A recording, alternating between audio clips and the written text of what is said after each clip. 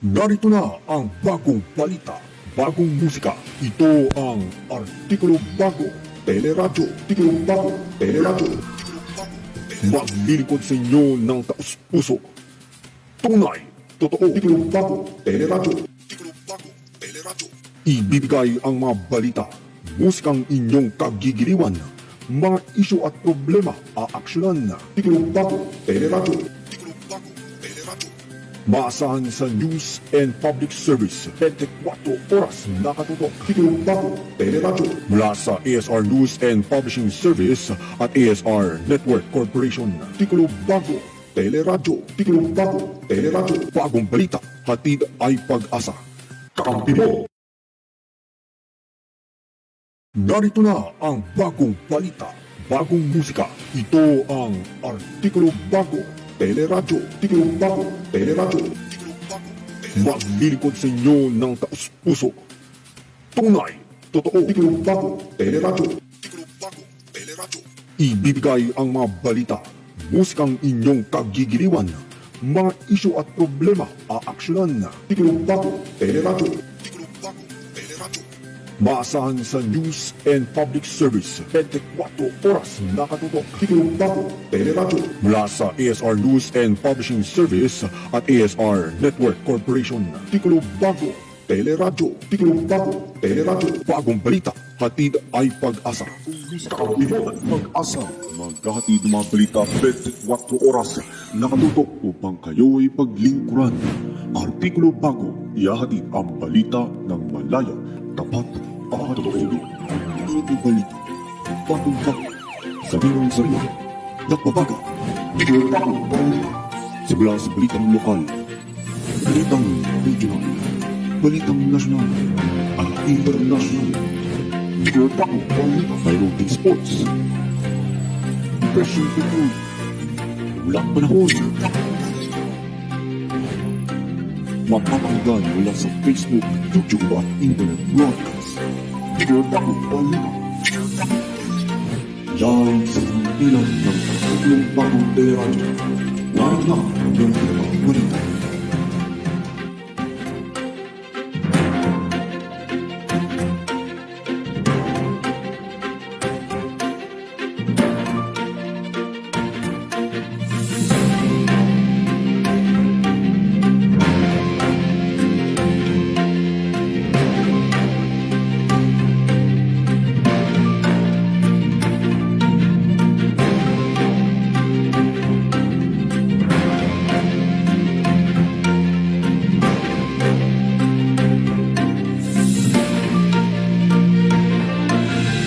Artikulo Bago, balita. Artikulo Bago, balita. Artikulo Bago, balita. Magandang umaga Luzon, Visayas at Mindanao. Magandang umaga rin sa lalawigan ng Zambales, Pampanga at Bulacan at iba pang nasasakop ng DZB Teleradyo. Ngayon po ay araw ng Lunes, ika-30 sa buwan ng Nobyembre taong 2020. Live po tayo napapanood sa ating Facebook Live ng Artikulo Bago. Huwag po natin kalimutan i-like at i-follow ang ating page. Ako po ang inyong mga kasama sa Artikulo Bago Balita. Ako po ang inyong kakampi at ka-artikulo, Ronel Marin. Artikulo Bago, balita. Artikulo Bago, headline. At para naman sa ulo ng ating mga balita, House Speaker Velasco, Representative Romero, kailangan pa rin mag-self-quarantine matapos makasalamuha si TESTA Director Isidro La Peña ayon sa DOH. Artikulo Bago, headline.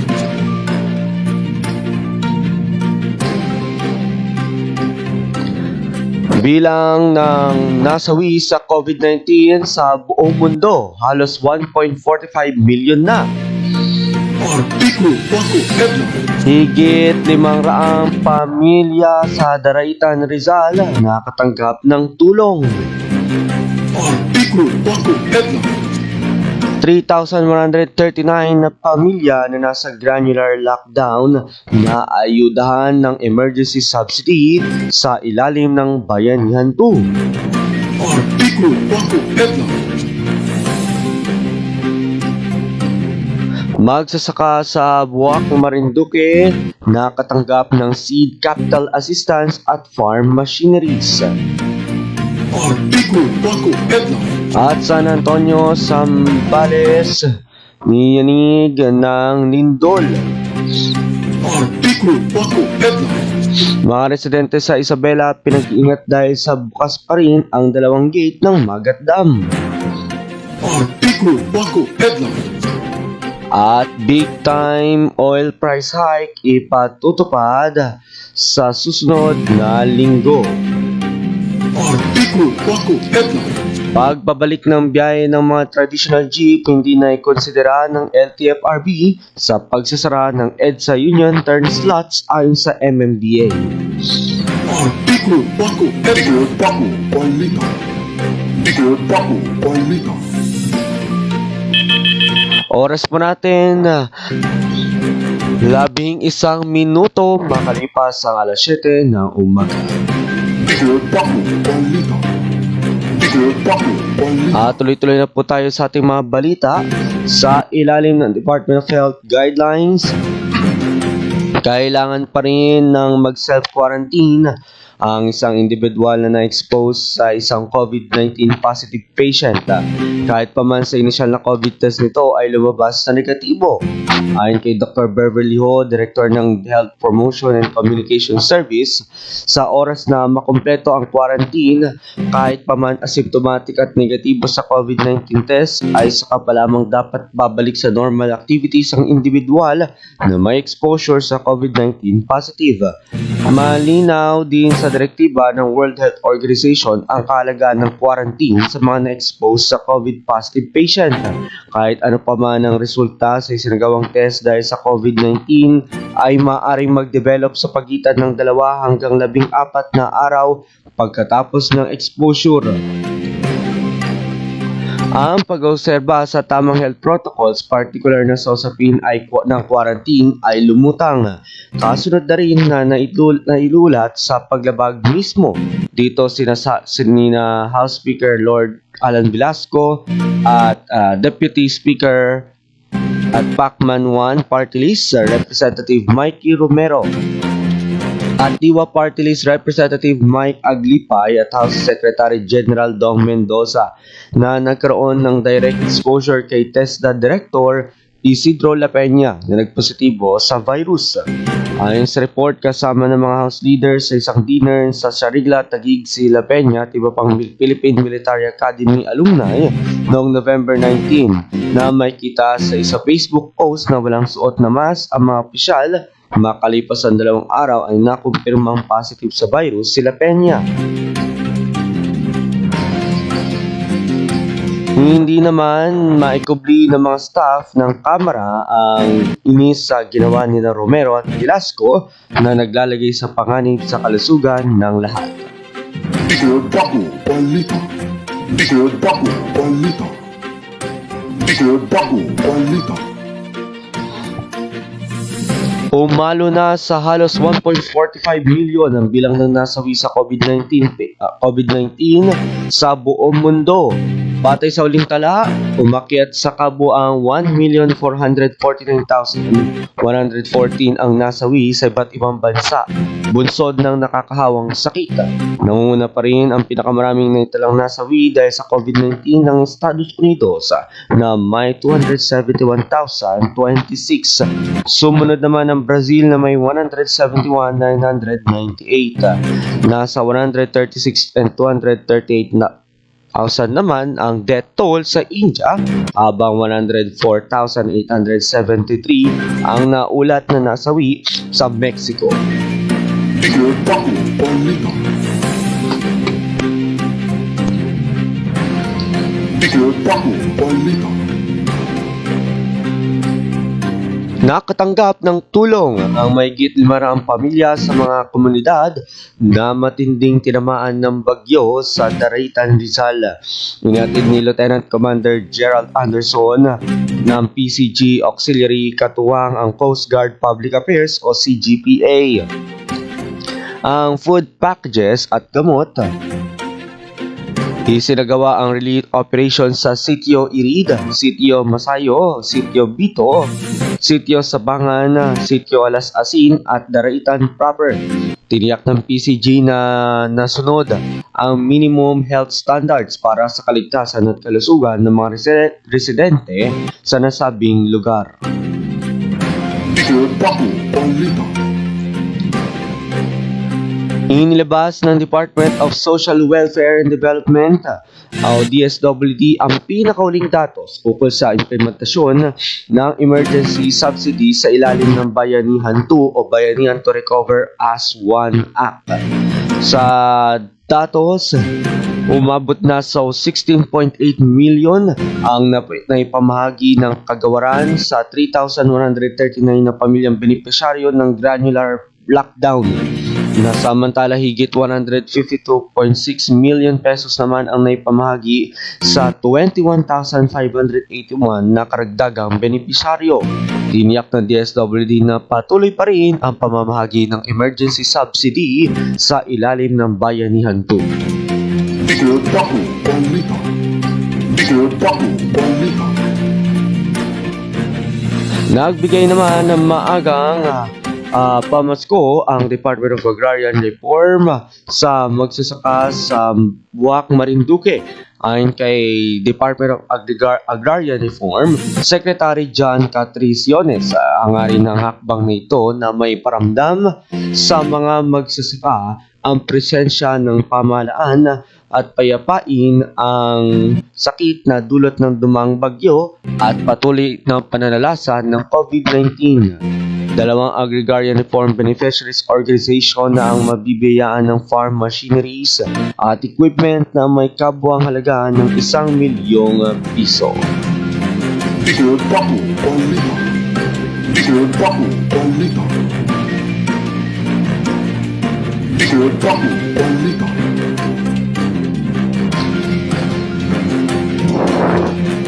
Samantala naman sa ibang balita, binalaan ng Philippine Atmospheric Geophysical Astronomical Services Administration o mas kilalang PAGASA ang mga residente sa Isabela na mag-ingat dahil nananatiling bukas ang dalawang gate ng Magat Dam.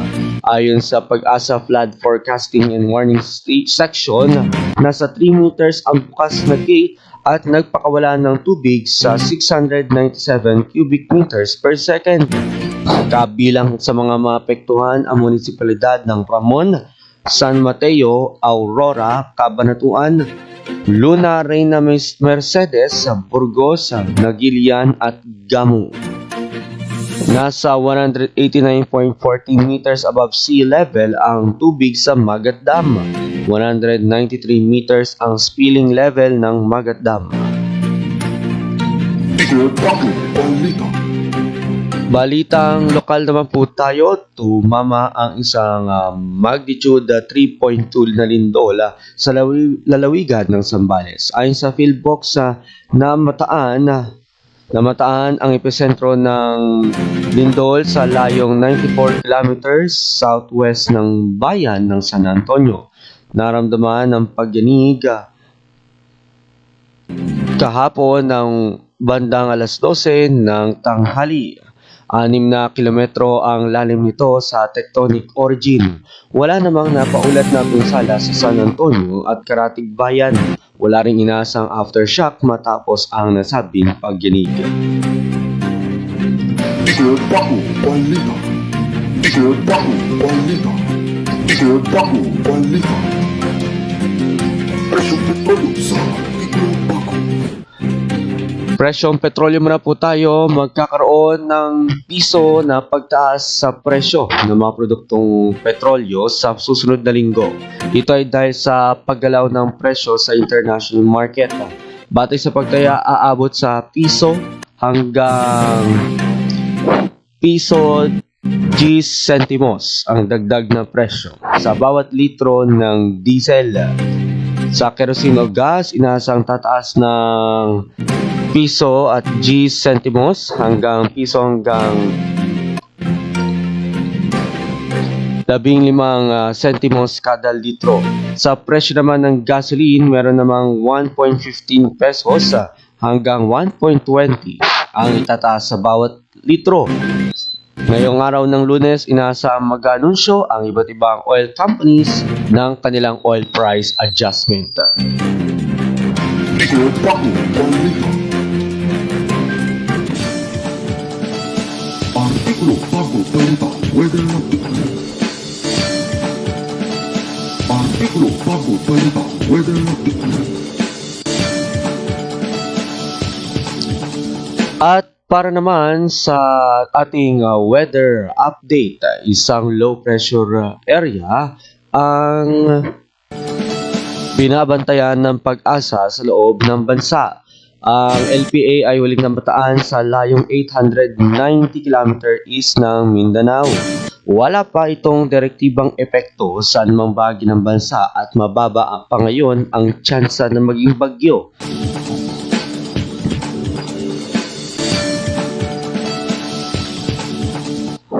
Sa magiging lagay ng panahon ngayon, araw, ang Bicol Region, Eastern Visayas, Quezon, Mindoro Provinces, Romblon at Marinduque ay makaranas ng kalat-kalat na pag-ulan dahil sa tail end ng frontal system, eastern section. Amihan naman na magdudulot ng maulat na papawirin sa Metro Manila, Cagayan Valley, Cordillera Administrative Region, Ilocos Region, Central Luzon, at sa nalalabing bahagi ng Calabarzon. Localized thunderstorm naman ang iiral sa nalalabi pang bahagi ng bansa. Mamayang alas 11 ng umaga, may anunsyo ang pag-asa tungkol sa development ng low pressure area. Artikulo Bago Balita Weather Update. Artikulo Bago Balita Weather Update. Tiko Bago Balita.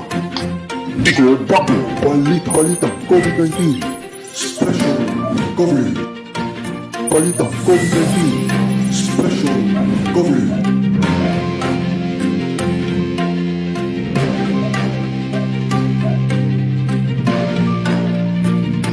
At balita naman po sa COVID-19, makikita nyo po sa inyong screen na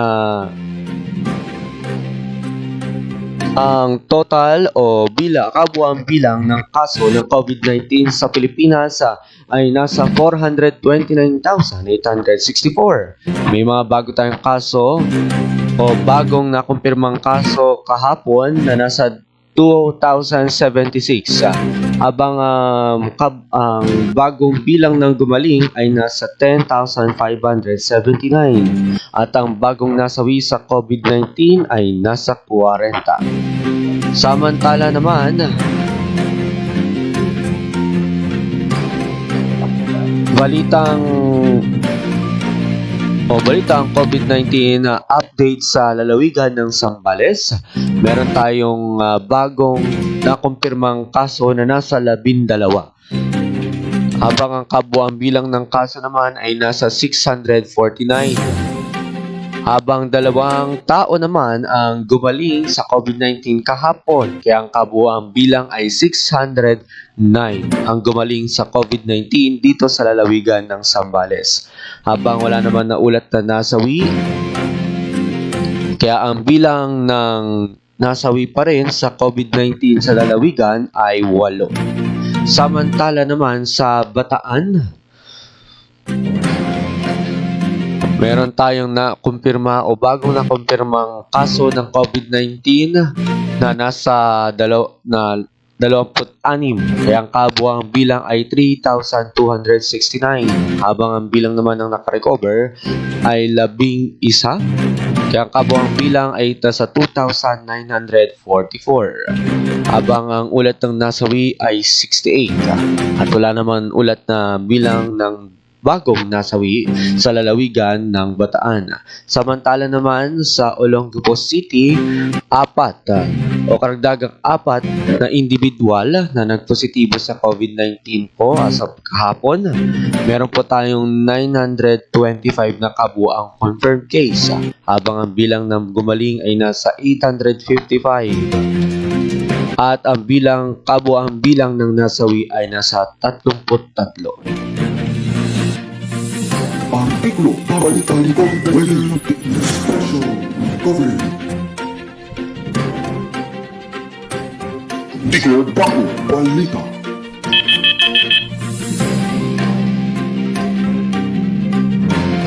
Oras po natin mga kakampi, 5 minuto bago sumapit ang alas 7 ng umaga.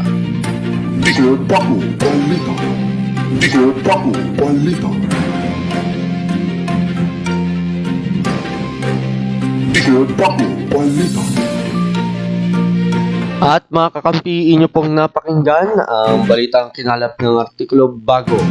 Hatid namin ay pag-asa sa inyo para sa mamamayang Pilipino. Mga kakampi, inyo na po mapapanood at mapapakinggan ang artikulo bago simula alas 6:30 hanggang alas 7 ng umaga. Lunes po yan hanggang Biyernes. Ako po muli si Kakampi Ronel Marin at itong programa ang artikulo bago balita. Bagong balita, hatid ay pag-asa. Magandang umaga po sa ating lahat. Tiko Bago Balita.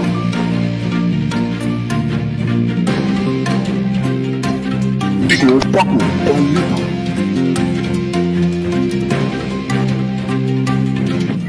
Musika at pag-asa, maghahatid ng mga balita 24 oras nakatutok upang kayo'y paglingkuran. Artikulo Bago, ihahatid ang balita ng malaya, tapat at totoo radyo para sa mga